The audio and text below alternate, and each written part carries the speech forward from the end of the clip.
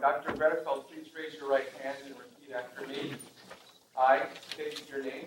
Garry Bredefeld. Do solemnly swear or affirm. That I will support and defend. The Constitution of the United States. And the Constitution of the State of California. Against all enemies, foreign and domestic. And that I will bear true faith and allegiance. To the Constitution of the United States. And the Constitution of the State of California. That I take this obligation freely. Without any mental reservation or purpose of evasion. And that I will well and faithfully discharge the duties upon which I am about to enter.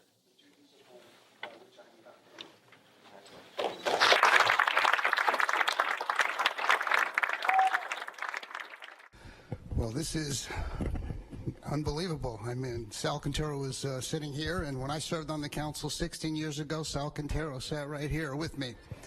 It's like flashback a little bit. It's amazing to be back again.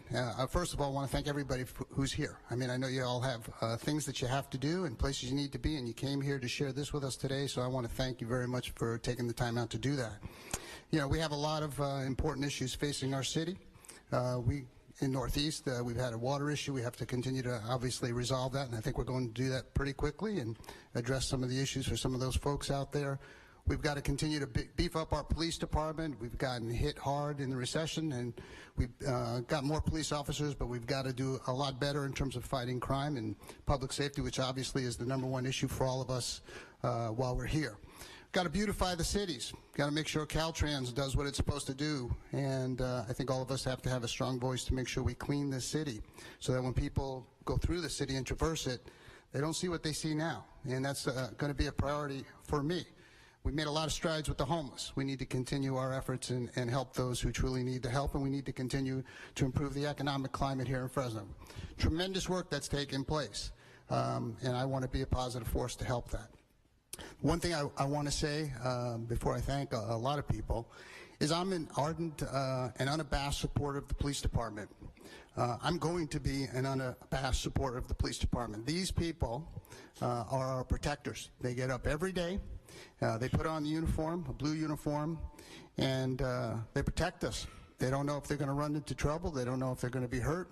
Their families don't know that. And I think as a citizen, I've been watching over the last several years, as all of you have, the attacks that have been occurring on the police. I intend to be a very strong voice in support of the police. I hope that does not continue to happen here, whether it's a political attack for political reasons or it's an actual physical attack. These folks are our defenders. And I don't like what's happened in the country, and I intend to be a very strong supporter for our law enforcement. I intend to make sure they have the resources to do their job and to do it well and to serve the public well, but I think they also have a right to go home to their families and be safe. So that's something that I'm going to be speaking out about as issues come before our council. I want to thank a lot of people, because none of us would be here without the support of a lot of people. I have friends here, and I want to thank them for all of their support, all of the volunteers who helped with our campaign, all of the community groups and leaders in our community who helped. I wouldn't be here without them. Mayor Swearingen was an early supporter, and I can't thank her enough. First of all, I can't thank her enough for all she's done for this community for 8 years. I think, frankly, she's been one of our best mayors that I've ever been witness to. Without her, I think the financial situation would have become dire, and it certainly was dire, and it would have gone in a negative direction if we didn't have her leadership and stewardship. And as I've told her personally, and I think she's going to go down in history as one of our best mayors. So thank you for what you've done, Mayor Swearingen. As Paul and Steve have alluded to, I mean, we are given a sacred trust when we're elected to the council or any elected body. It's truly a privilege and an honor. It was when I served before. It's an incredible honor today. I will never forget who I represent, and I represent my constituents. Certainly there are people here who have special interests, and everybody has a right and a voice to be heard. But every decision I make will always be what's best for the people, not only in District 6, but the entire city. And I'm honored once again to have been given the privilege to represent people and serve them well. And we have a great staff, Nicole Demir and Danny Guy, and some of you who work here will get to know them, but they're going to represent the people very well as well. I want to thank my family. I have a tremendous family. I have 4 children, Jordan and Derek, who just graduated law school and passed the bar. And I have Amy, who, believe it or not, works for Disney, making children's animated movies, actually is involved in making the movies, actually gets screen credits when it's over. She's an amazing, talented young lady. And Demi, who is married to Jordan, is a teacher in Texas along with Jordan. And a wonderful family, incredibly supportive. I have a twin brother. Yes, there's another one that looks exactly like me. He's not here. He's in Southern California.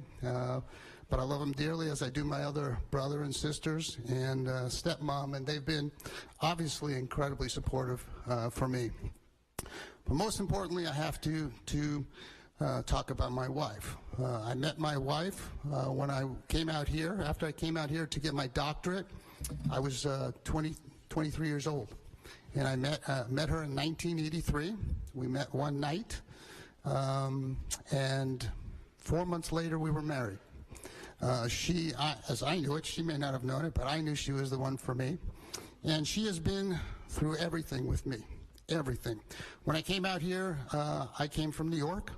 Some would say that I was a little brash. Some would say I'm probably still a little brash, got a lot of rough edges. She has certainly softened those edges through the years.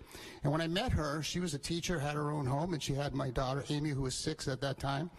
And what I had was a 1972 Plymouth Satellite. That's what I had.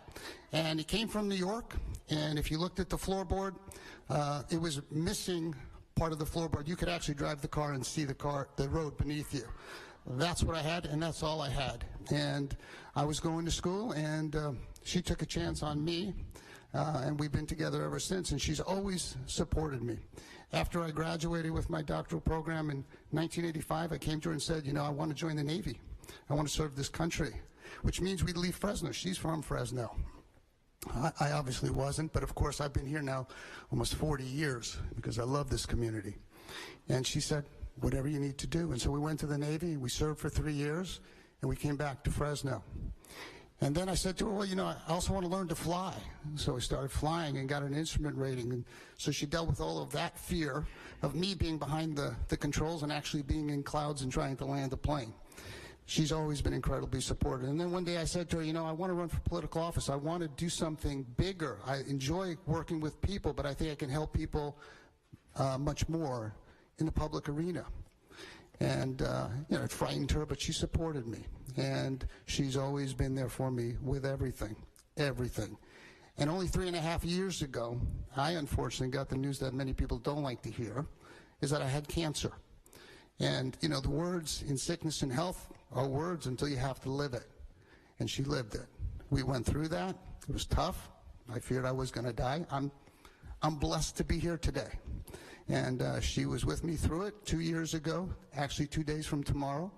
I had a surgery at Stanford, 7 hours to remove the cancer, and I've been cancer-free since then. And so I hope, obviously, that I continue to remain healthy. I am very healthy now, and I hope I continue.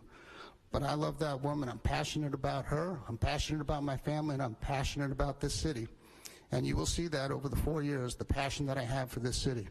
So I want to thank all of you for being here, thank all of the people who supported us, all of the people in District 6, and my family and friends. Thank you.